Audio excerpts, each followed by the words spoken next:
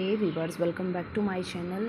तो आज के सेशन में हम डिस्कस करने वाले हैं मेडिकल सर्जिकल का एक इम्पॉर्टेंट टॉपिक जो कि है हमारे ऑन्कोलॉजी से related, that is cancer.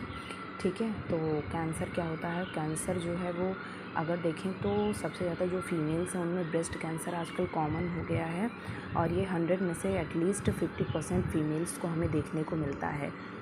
Okay, तो आज हम इसके बारे में डिस्कस करने वाले हैं कि ये कैसे होता है, कॉज कैसे करता है, इसके साइन एंड सिम्टम्स क्या क्या हैं और हम इसके लिए क्या क्या प्रिवेंशन ले सकते हैं, क्या मैनेजमेंट कर सकते हैं। तो वन बाय वन हम ये चीज़ें डिस्कस करेंगे। ठीक है, तो सबसे पहले देख लेते हैं कैंसर का जो इंट्रोडक्शन है वो क्या है। तो cancer is a disease where cells grow out of control and erode and destroy normal tissue. Cancer can occur at any age, but 67% at cancer death occurs in people older than 65 year. ठीक है, देखिए इसमें क्या करा है।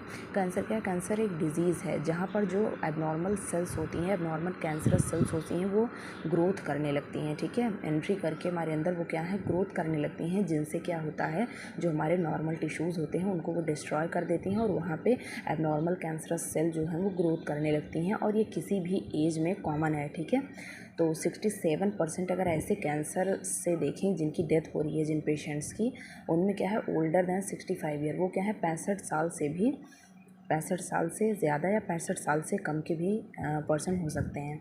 ठीक है, warning sign of cancer. Warning sign of cancer की अगर बात करें तो कुछ वार्निंग साइंस हैं कैंसर के, जो कि हमने इधर लिखा है कॉजल जिसको हम बोलते हैं। तो वन बाय वन देखते हैं। C for change in bowel or bladder habit. A से a sore that does not heal. U से unusual bleeding or discharge.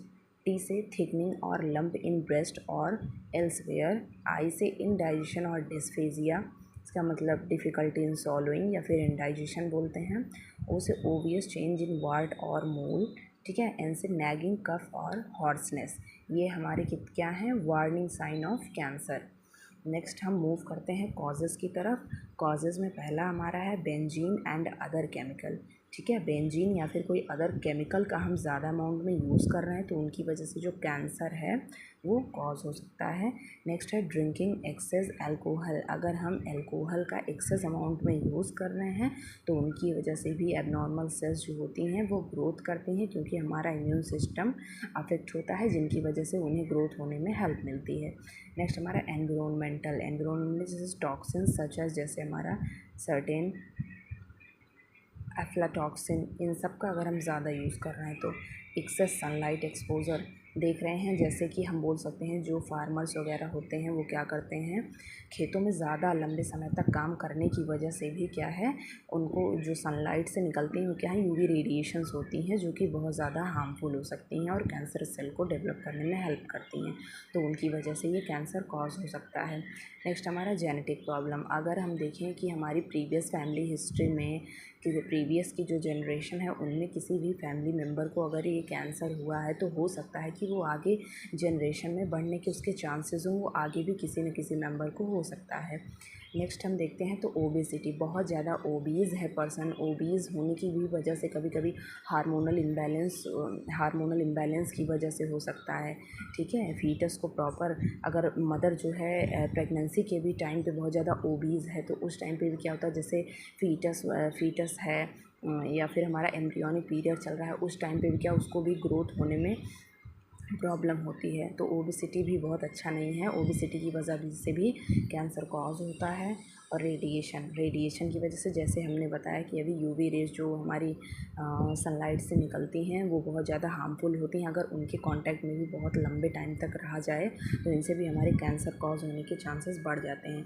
Viruses में हमारा जैसे वायरस हो गया हमारा ह्यूमन पैपिलोमा वायरस, जो कि ह्यूमन पैपिलोमा वायरस हमारा HPV virus 16 and HPV virus 18 है।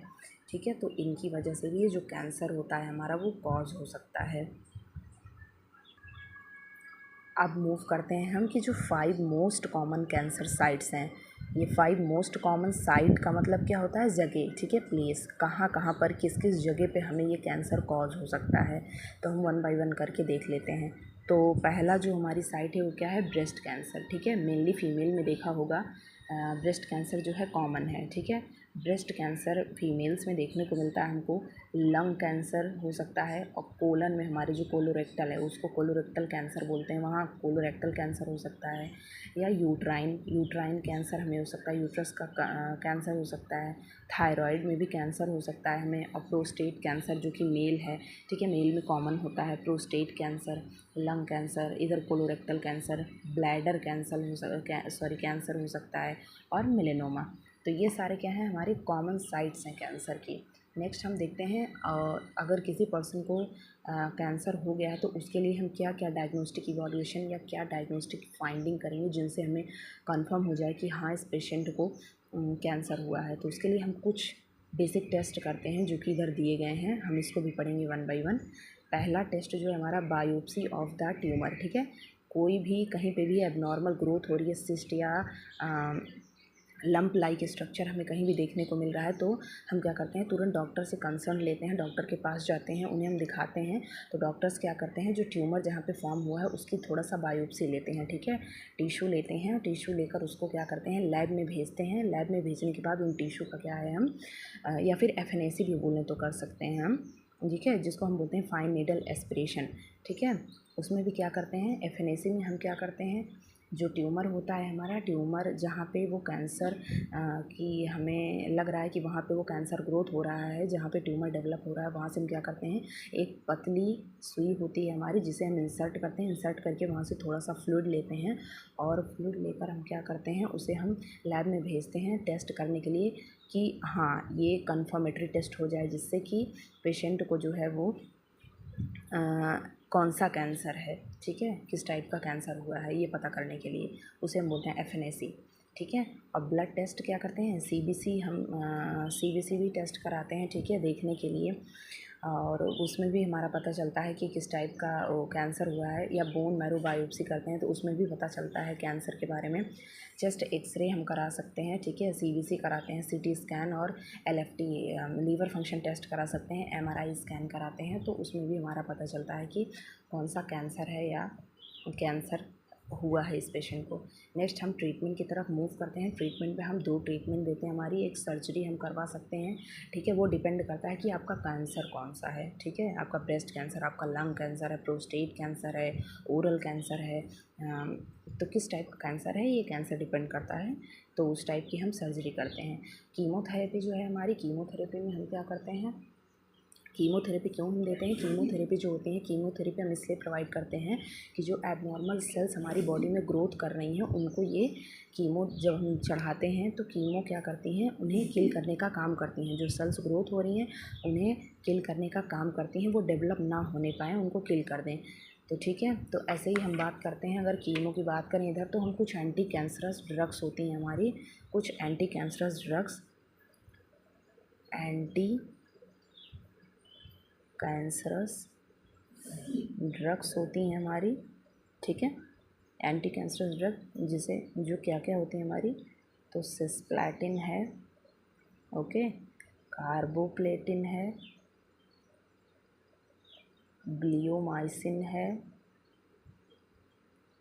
एंड मिटोमाइसिन है, ठीक है। ये सारी क्या है हमारी एंटी कैंसरस ड्रग हैं, जिसे हम ऑन्कोलॉजी का अगर कोई भी पार्ट आता है, कैंसर का कोई भी पार्ट आता है तो उस पार्ट में हम ये चारों कॉमन मेडिसिन को हम लिख सकते हैं, that is anti cancerous medications, ठीक है। तो ये तो हो गई कीमो की बात। अब हम आ जाते हैं targeted cancer treatment. Targeted cancer treatment में हम क्या क्या दे सकते हैं, तो स्मॉल मॉलिक्यूल इनहिबिटर्स दे सकते हैं, एंटीबॉडीज़ दे सकते हैं, सेल बेस्ड इम्यूनोथेरेपी, अगर वो बहुत सारी जो भी हमने थेरेपीज़ प्रोवाइड की हैं वो थेरेपीज़ या वो ट्रीटमेंट अगर फेल हो जा रहे हैं तो हम पेशेंट को इम्यूनोथेरेपी देते हैं। इम्यूनोथेरेपी देने से क्या होता है, देखिए जो हमारी इम्यूनिटी वीक हो गई है, इम्यूनिटी वीक हो गई है मतलब कि जो फॉरेन सब्सटेंसेस हैं, जो बाहर से बैक्टीरिया वायरस पैथोजेंस हैं, वो हमारे बॉडी में एंटर करके उन्हें क्या कर रहे हैं, हार्म कर रहे हैं, उनमें डिजीज़ कॉज कर रहे हैं।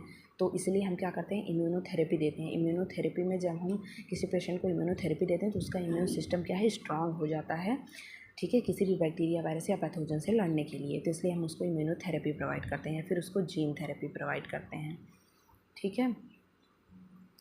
तो ये हो गई कैंसर की बात। आई होप आप लोगों को ये सेशन समझ में आया होगा। ये तो बहुत शॉर्ट रिव्यू था, हमने इसके बारे में आप लोगों को बताया। आगे तो जो भी हम कंडीशंस पढ़ेंगे या आप लोगों को जो ना समझ में आए उसे आप कमेंट में हमें बता सकते हैं। अगर आपको मेरा वीडियो अच्छा लगा हो तो please like share and subscribe my channel. Thank you for watching my video.